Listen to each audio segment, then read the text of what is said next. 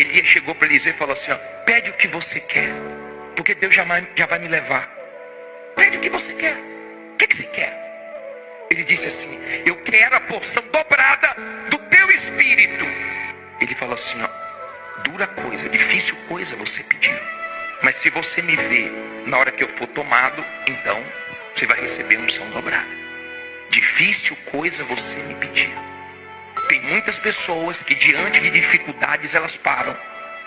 Tem muitas pessoas que quando se deparam com coisas difíceis, elas pensam, isso não é para mim, eu não vou conseguir. Quem disse para você que você não vai conseguir? Foi Deus.